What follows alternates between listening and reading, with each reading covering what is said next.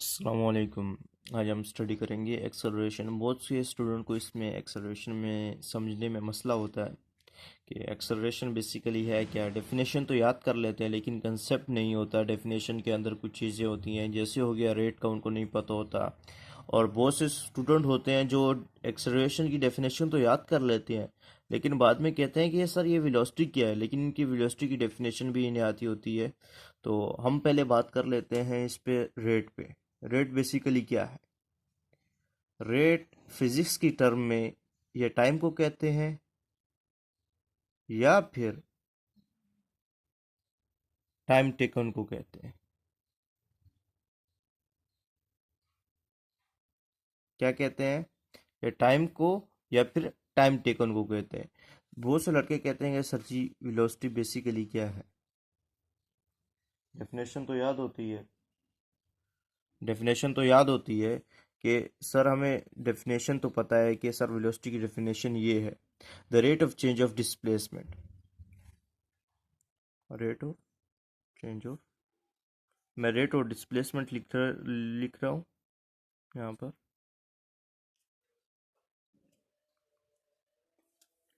ठीक है। अब rate of change of displacement क्या है? वो हमारे पास वेलोसिटी है। और बहुत से कहते हैं कि सर जी डिस्प्लेसमेंट क्या है? The shortest distance between two point is known as displacement. ये आपको टर्म क्लियर होगी वेलोसिटी की, कि वेलोसिटी कहते किसे हैं? The rate of change of displacement को कहते हैं। ठीक है। और इसमें दो ही टर्म थी एक्सेलरेशन की। Acceleration is defined as the rate of change of velocity of a body. मैंने आपको रेट समझा दिया कि रेट का क्या मतलब है, टाइम। और रेट जब भी आएगा फिजिक्स में तो इट्स मीन कि वो डिवीजन में आएगा। ठीक है। और लड़के कंफ्यूज हो जाते हैं कि सर जी हमें एक्सेलरेशन का फार्मूला भूल गया है, तो हम एक्सेलरेशन का फार्मूला कैसे फाइंड आउट कर सकते हैं? तो उसने क्या है कि यहाँ पे क्या वर्ड किया है कि चेंज ऑफ वेलोसिटी। ठीक है। आपने यहाँ पे क्या करना है, फार्मूला जब आप लिखेंगे एक्सेलरेशन आपने लिख देनी है यहाँ पे, क्योंकि आप एक्सेलरेशन का फार्मूला फाइंड कर रहे हैं।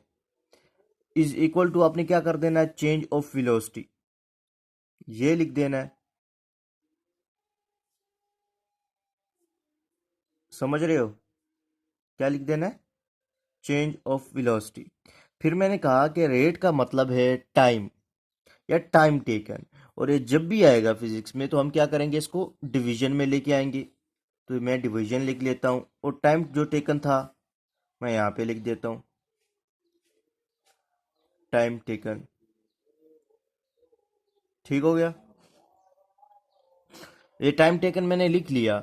उसके बाद चेंज ऑफ वेलोसिटी किस में?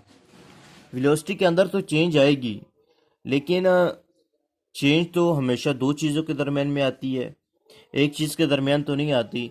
अब वेलोसिटी एक फाइनल वेलोसिटी होगी।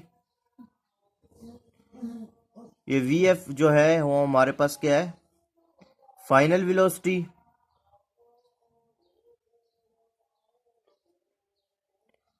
Minus initial velocity V I. इधर मैं इसको लिख लेता हूं इनिशियल। अब इनिशियल का क्या मतलब होता है? इनिशियल का मतलब होता है स्टार्टिंग।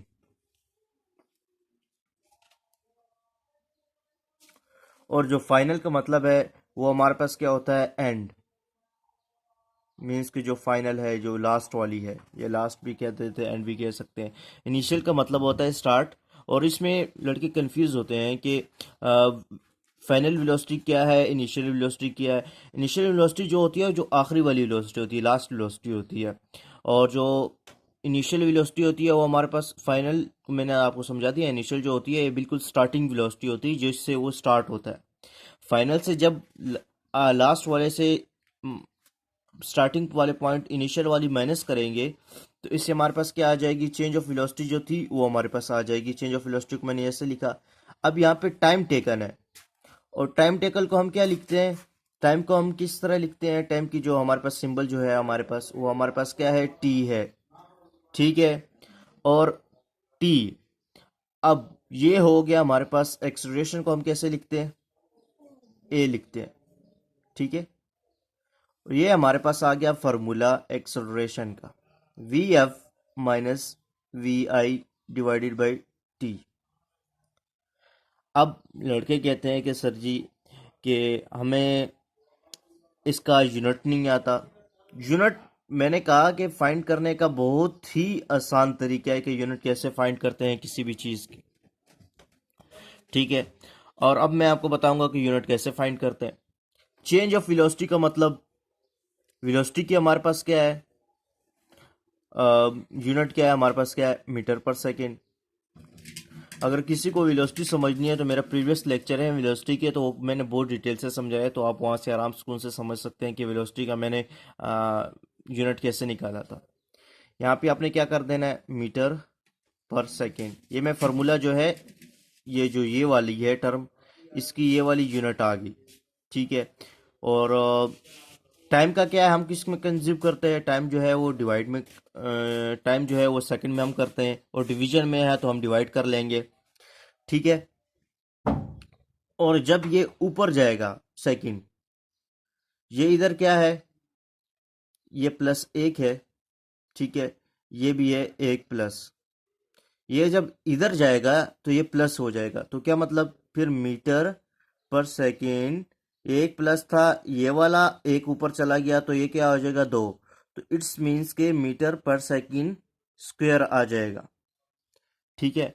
मीटर पर सेकेंड स्क्वायर को कैसे लिख सकते हैं आप, मीटर पर सेकेंड स्क्वायर। ये थी एक्सेलरेशन की हमारे पास यूनिट और एक्सेलरेशन की डेफिनेशन। अगर वेलोसिटी की अगर आपको समझ नहीं आ रही, डिस्प्लेसमेंट की अगर आपको समझ नहीं आती, तो आप मेरी प्रीवियस वीडियो है आप उसको देख लें, तो आप इंशाल्लाह अच्छे से समझ जाएंगे। और आज तक ही इतना ही, और जाते जाते एक बार दुरूद शरीफ पढ़ लें। अगर कोई भी चीज़ समझ नहीं आई तो आप कमेंट सेक्शन में लिख सकते हैं कि हमें फर्स्ट ईयर के लेक्चर चाहिए, सेकेंड ईयर के चाहिए, या फिर मैट्रिक के चाहिए, या किसी और सब्जेक्ट के चाहिए, केमिस्ट्री मैथ हो गया, तो इंशाल्लाह उसके लिए मैं आपके लिए टॉपिक बना दूंगा। अल्लाह हाफिज़।